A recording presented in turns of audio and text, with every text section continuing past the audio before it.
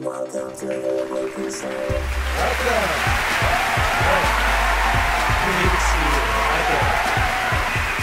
Hi, hello. This week's show will contain very important stuff. And the show starts with E3. Oh, sorry. E3 was 2 months ago. Gamescom! The German version of E3, which seems to be the biggest event for gamers, took place in Cologne, with almost the same content we have seen in E3. Yeah. It is always a great presentation for gamers who are waiting and waiting to see what's coming up next to their consoles, so that they can, again, waste their time staring at their TVs to get entertained, spending all of their hard-earned money on something that they will probably forget about till next year's event. Can't blame anyone. It's the future. But you know what? Apparently, there's going to be another Gamescom coming up next year for sure. If you're still alive. Just kidding, nobody knows. Anyways, let's see what was most important at the Gamescom, starting with Nintendo. Oh, I always loved Nintendo since I was a teenager.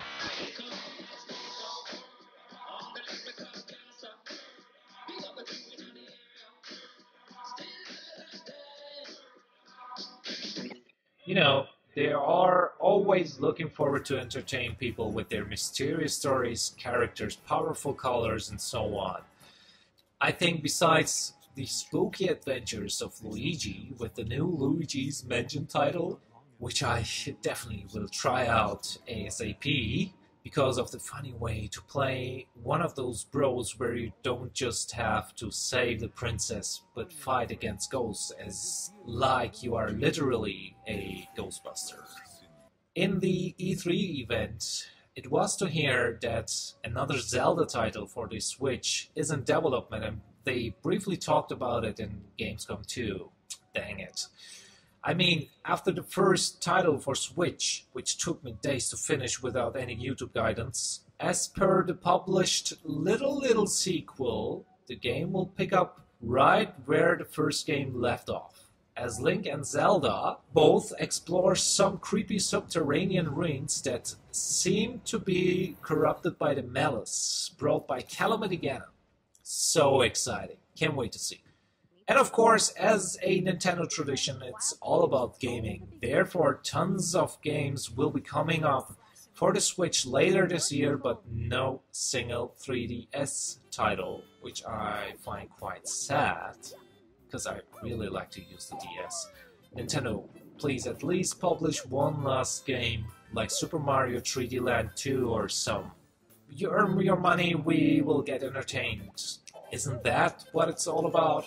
Nintendo, please, if you hear me. I know you're concentrating on the Switch by publishing the Switch Lite, which is only a controller-integrated version of the Switch. Please give us at least some more Mario 3D games so that we can enjoy the 3D technology which no other device has. I hope you hear me. Anyways, let's continue with EA. EA Sports, it's in the game. The thing about EA is they develop always so high-tech, realistic, overhyped games ahead of our time. Sometimes their games maybe do not fulfill all expectations, but they have always a good-looking game. Not much came out of the EA presentation. As always, a good-looking FIFA will arrive this year's, featuring with Volta football experience taking back the amateur side of the Street Wheel and, of course, mega graphic enhancements. Then they have some vacation expansions planned for the Sims title, and Battlefield 5 will get a new map with a Chapter 5 unveiled.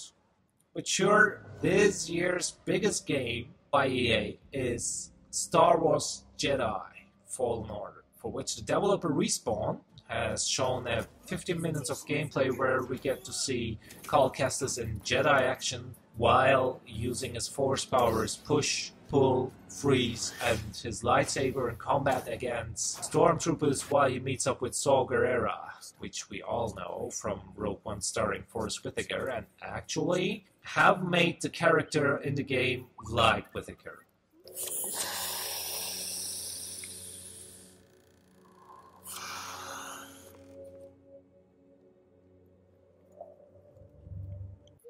it is a clone with a character. I do like that. I mean, if you take a look at the Avengers game, the characters do not look so impressive, and Tony Stark sounds like a jerk. By the way, I do not prefer to talk about D23, the Disney Expo, because they have their own universe, even if they had discussions about the Star Wars movie. The Jedi Fallen Order game will launch on November 15th, and I'm going to do our review as soon as I have something for the show.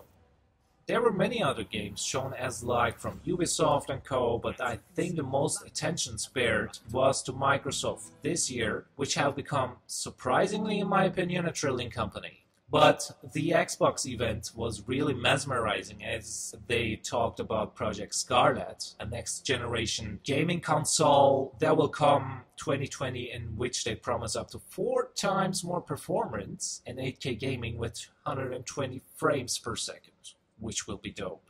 It is time to buy a new TV, I tell you. Okay, now besides all other titles like Halo, Borderlands, Minecraft, Dungeons... I don't know who's going to play that.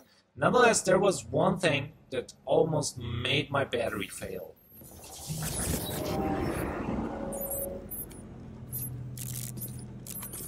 Wake the fuck up, samurai. We have a city to burn.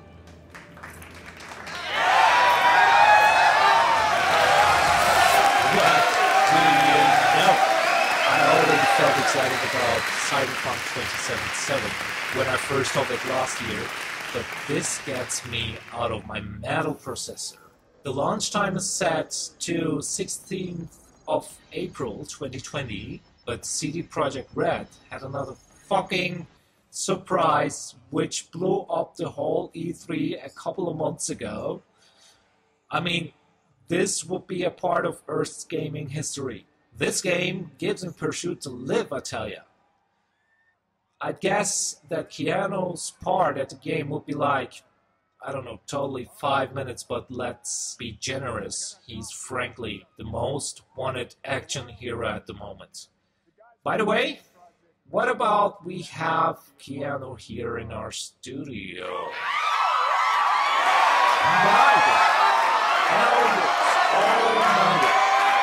I'm going to invite Keanu here. Perfect.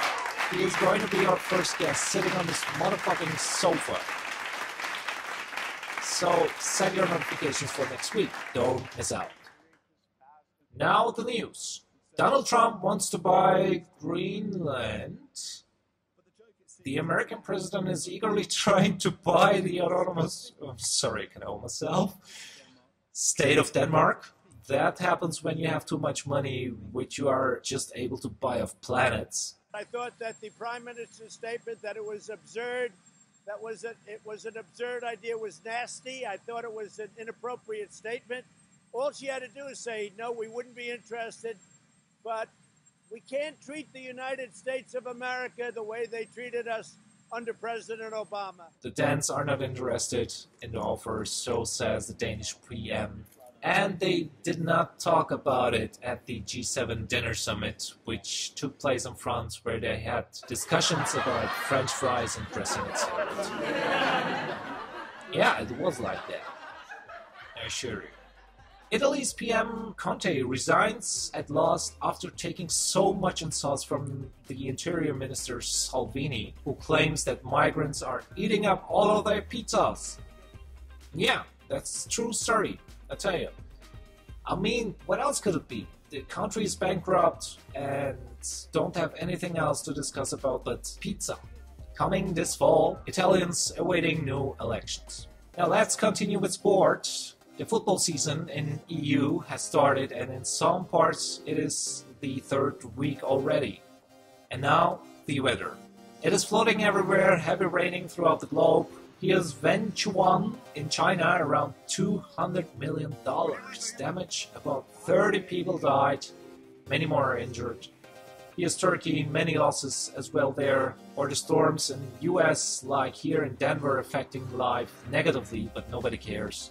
Still giving everything to change the climate. That's what you people doing. Still burning the forests in Brazil or many other places at the Mediterranean coast of Europe. I don't think that this will stop soon. The US doesn't even sign the Paris Climate Agreement, and there was a little discussion at the G7 Frenchfries Summit. Who cares? Keep on consuming, folks. Alright then. That's it for today. I hope you all enjoyed the show. See you all next week. Keep your heads charged. Goodbye.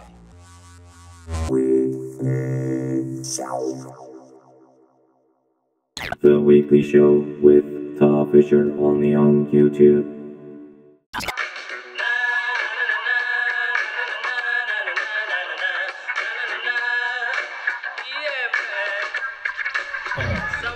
The sun is charging so good.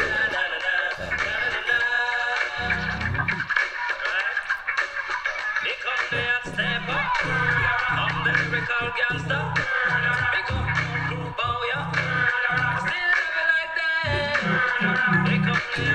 up.